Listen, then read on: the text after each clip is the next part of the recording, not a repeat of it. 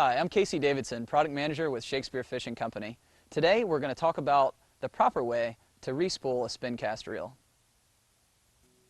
Today we're going to be re-spooling the Shakespeare Synergy Steel 10 size reel.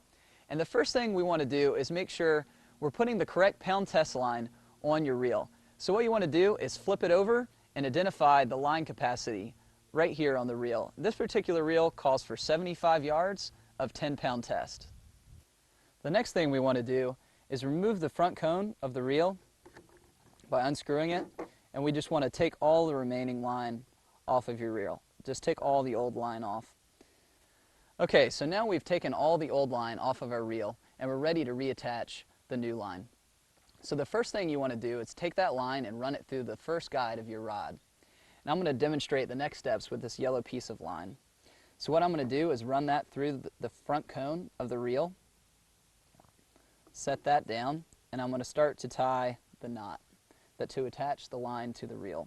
So the first step is to tie a simple overhand knot, like so. Going to go ahead and wrap that around the reel. Then we're just going to tie another overhand knot. And the key here is to make sure that that first knot we tied stays outside of your second knot. I'm just going to make sure that's around the spool there and tighten that up. You're going to go ahead and pull on your main line, which is here. This knot's going to tighten down, and your first knot will slide right underneath and snug up to the line. So now we've attached the line to the reel. And the next step, we want to go ahead and screw back on our front cone.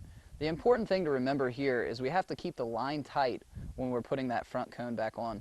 So what I like to do is just hold it tight right with my finger and thumb and go ahead and re-screw that front cone back on. Now we're ready to spool. So I'm going to continually apply pressure to the reel, and I'm just going to start winding it right on. So we've wound the line on there, maybe 40 or 50 cranks, and then we want to go ahead and unscrew the front cone again and check and see how much line is on the reel.